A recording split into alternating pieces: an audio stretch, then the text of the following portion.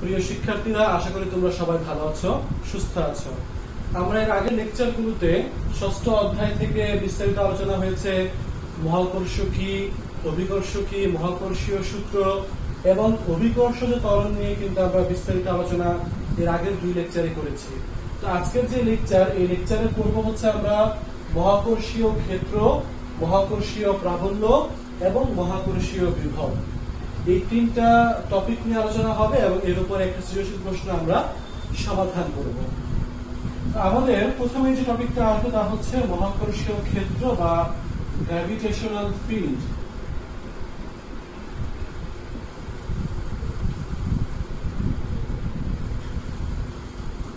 মহাকর্ষীয় ক্ষেত্র বা gravitational field এটা হচ্ছে একটি এলাকা, নির্দিষ্ট একটি ভর m। আমরা জানি যে প্রতিটি ভর মহাবিশ্বের প্রতিটি বস্তু আশেপাশের অন্যান্য বস্তুকে আকর্ষণ করে। প্রত্যেকটা বস্তুর আকর্ষণ করার ক্ষমতার একটা সীমানা আছে, সেই সীমানাকেই বলছি আমরা মহাকর্ষীয় ক্ষেত্র বা গ্র্যাভিটেশনাল ফিল্ড। নির্দিষ্ট ভরের বস্তু m, সে তার আশেপাশে আর দূরত্ব পর্যন্ত বস্তুকে আকর্ষণ করতে পারে, আর দূরত্ব পর্যন্ত বস্তুকে আকর্ষণ করতে পারে। তার মানে সে এদিকেও আর দূরত্ব করবে, এদিকেও আর দূরত্ব করবে, এদিকেও কিন্তু আর দূরত্ব করবে। অর্থাৎ সেই ভর থেকে আর ব্যাসার্ধ নিয়ে যদি কোনো বৃত্ত অঙ্কন করা হয়, যে ক্ষেত্র পাওয়া যাবে তাই হচ্ছে আমাদের মহাকর্ষীয় ক্ষেত্র। যে ক্ষেত্রের ভিতরে দ্বিতীয় কোনো বস্তু যদি প্রবেশ করে তাকে এই বস্তুটি আকর্ষণ করবে, মহাকর্ষীয় বল দ্বারা আকর্ষণ করবে, একে বলছি আমরা মহাকর্ষীয় ক্ষেত্র। মহাকর্ষীয় ক্ষেত্র হচ্ছে এমন একটি সীমানা বা এলাকা, যে এলাকার মধ্যে কোনো ভরের মহাকর্ষ বল বিদ্যমান থাকে বা মহাকর্ষীয় আকর্ষণ বিদ্যমান থাকে। তাহলে আমরা যদি এটাকে একটা, এই হচ্ছে আমাদের m ভরের একটি বস্তুর মহাকর্ষীয় ক্ষেত্র, m ভরের একটি বস্তুর মহাকর্ষীয় ক্ষেত্র হচ্ছে এই চিত্রটি। এখন দ্বিতীয় টপিকে বলবো হচ্ছে আমরা প্রাবল্য বা তীব্রতা। প্রাবল্য বা তীব্রতা, যাকে আমরা বলবো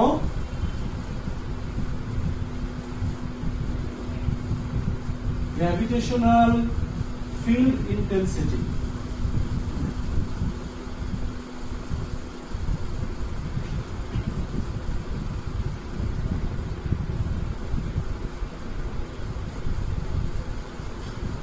গ্র্যাভিটেশনাল ফিল্ড ইন্টেন্সিটি বা মহাকর্ষীয় তীব্রতা বলতে আসলে কি বোঝায়? এখানে দেখো, আমরা জানি বাহির থেকে কোনো বস্তুকে যদি আমরা ভিতরে প্রবেশ করাই তাহলে অবশ্যই এই ভর এর উপর একটি বল প্রয়োগ করবে। এখন আমরা জানি ক্ষেত্রের বাহিরের বিন্দুকে বলা হচ্ছে অসীম, ক্ষেত্রের বাহিরের বিন্দুকে বলা হচ্ছে অসীম। অসীম থেকে কোনো ভরকে যদি আমরা ভিতরে নিয়ে যাই, তাহলে যদি আমরা ধরে নিচ্ছি আমরা অসীম থেকে m ভরের কোন বস্তুকে ক্ষেত্রের ভিতরে এনে আর দূরত্বে স্থাপন করব, তাহলে ক্ষেত্রের ভেতরে m কেজি বস্তুকে m থেকে আর দূরত্বে স্থাপন করলে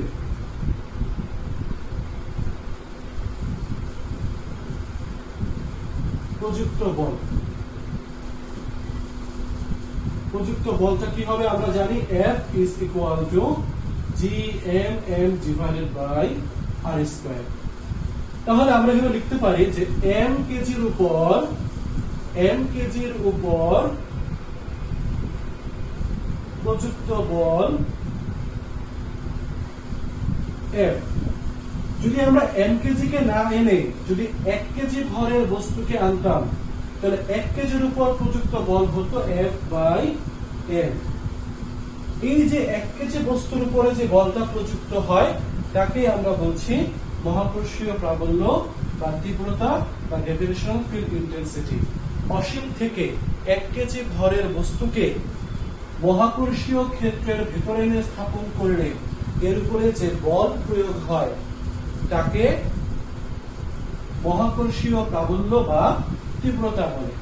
তাহলে আমরা লিখতে পারি, এটাকে আমরা ই দ্বারা প্রকাশ করি, e is equal to f by m, যাকে আসবে g m divided by r square. এই হচ্ছে আমাদের সমীকরণ, মহাকর্ষীয় প্রাবল্য বা তীব্রতার সমীকরণ।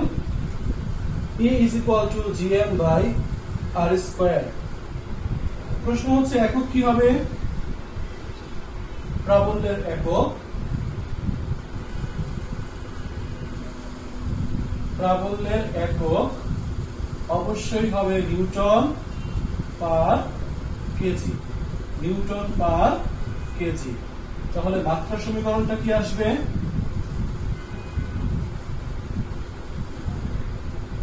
মাত্রা সমীকরণটা আসবে নিউটন মানে কি? Kg metre per second square per kg. তাহলে কিন্তু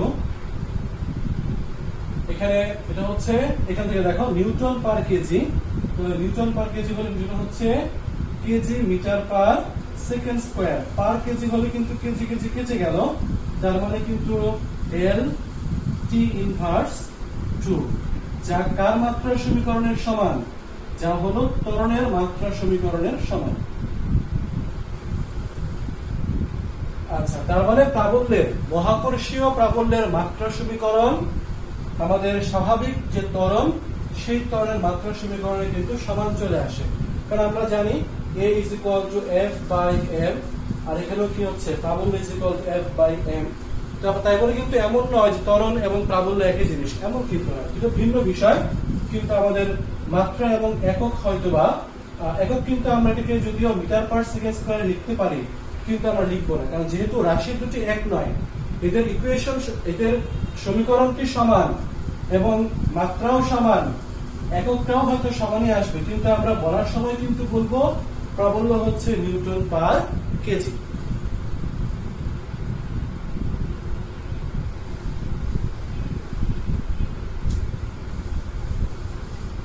তাহলে আমরা প্রাবল্যের ইকুয়েশন পেয়ে গেলাম, E is equal to gm divided by r square, এবং আমরা এখান থেকে সংজ্ঞা শিখলাম,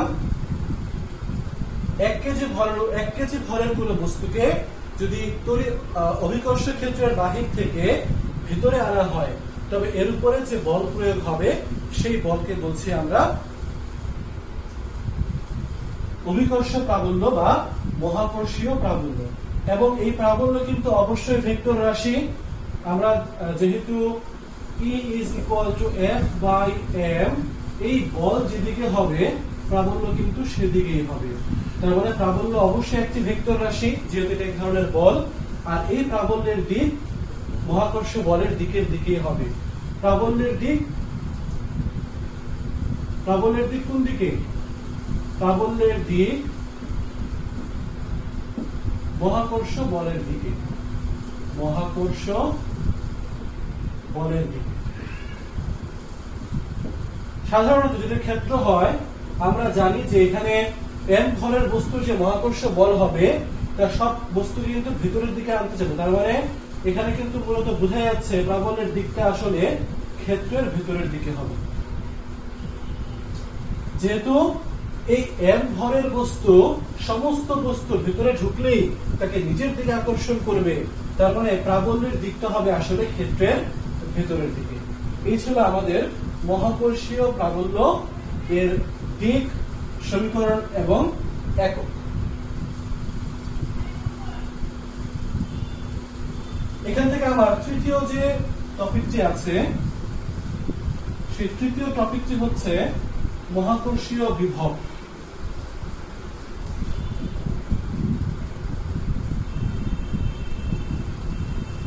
মহাকর্ষীয় বিভব বা গ্র্যাভিটেশনাল পোটেনশিয়াল, গ্র্যাভিটেশনাল পোটেনশিয়াল।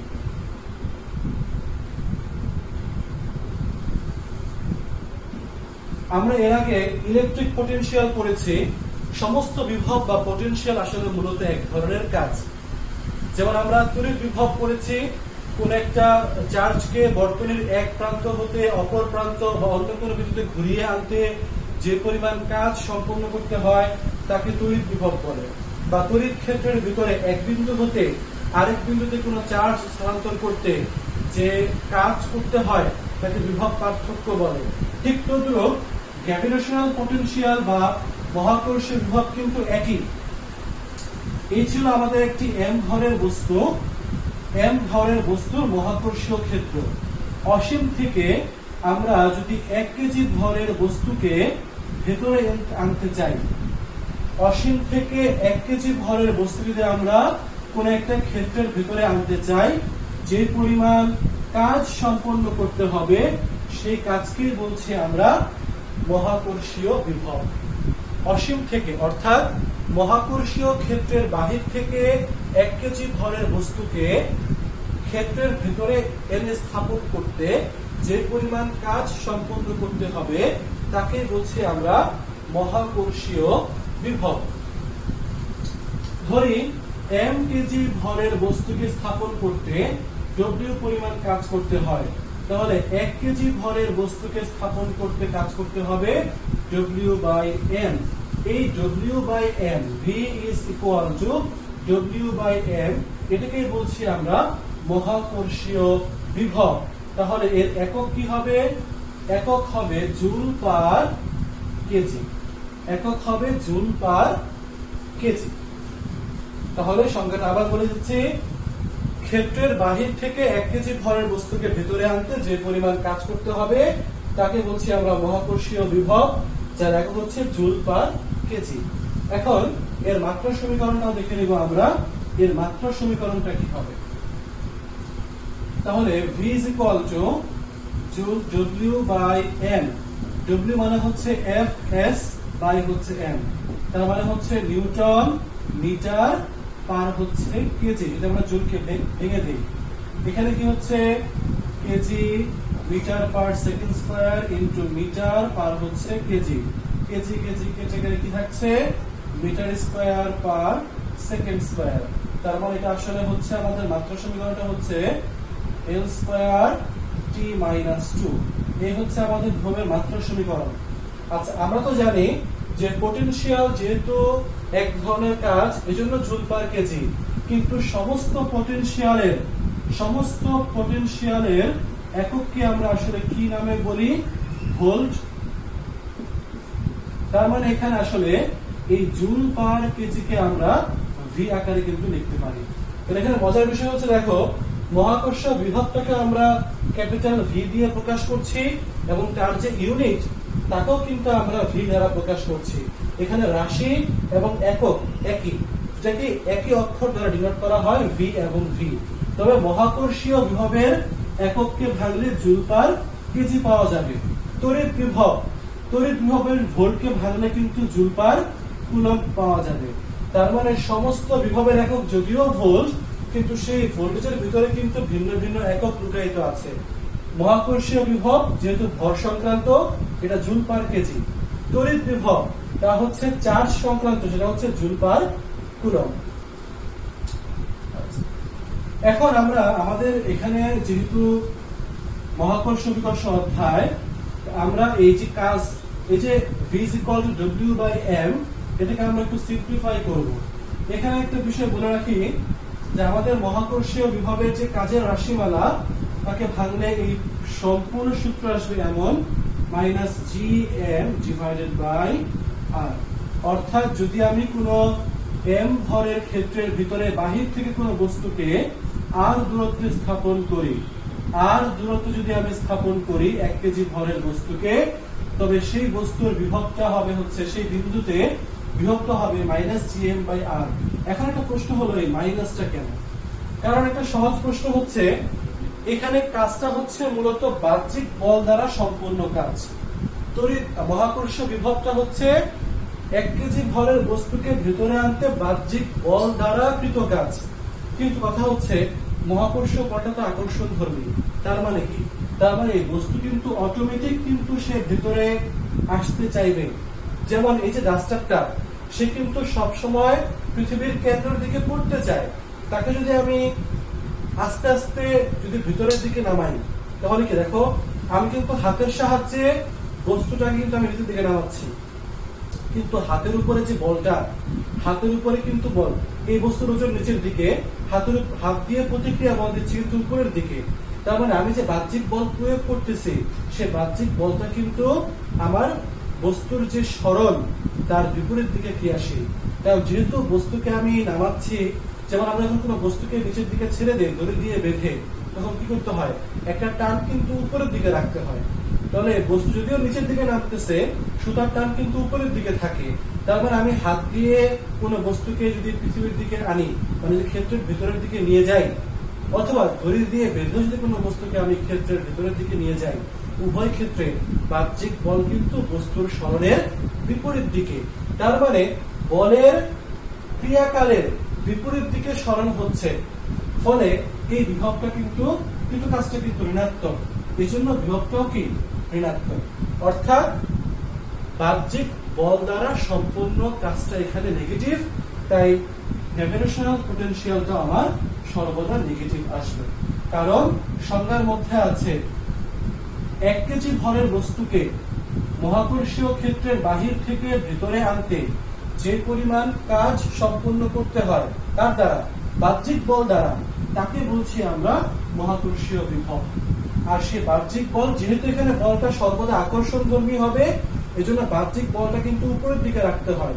কারণ কি, যদি উপরের দিকে বল না রাখি তাহলে কি হবে, এটা কিন্তু একবার নিচের দিকে পড়ে যাবে। কিন্তু আমরা বস্তুকে এই হাইট থেকে এই হাইটে নামাতে চাই, তাহলে কিন্তু আমাকে হাত দিয়ে বস্তু রেখে নামাচ্ছি। এই যে হাতের উপরে কিন্তু বলটা ঊর্ধ্বমুখী, দড়ি দিয়ে বেঁধে আমি নামাতে চাই, দড়ির টানটা কিন্তু ঊর্ধ্বমুখী থাকবে। তো হাতের বল বা দড়ির টান কিন্তু উপরের দিকে, বস্তু কিন্তু ক্ষেত্রের ভেতরের দিকে নিচের দিকে নামতেছে। তাহলে বস্তুর সরণ নিম্নমুখী, বাহ্যিক বল ঊর্ধ্বমুখী, উভয়ে বিপরীত হওয়ার কারণে এই কিন্তু কাজটা হচ্ছে নেগেটিভ। ফলে আমি যদি ভিটাকে ইন্টিগ্রেশন করি, যদি সমীকরণটা বের করতে যাই, তাহলে কিন্তু আমার এই বিভবটা হবে -gm/r। পরীক্ষায় প্রশ্ন আসে মহাকর্ষীয় বিভব ঋণাত্মক হয় কেন?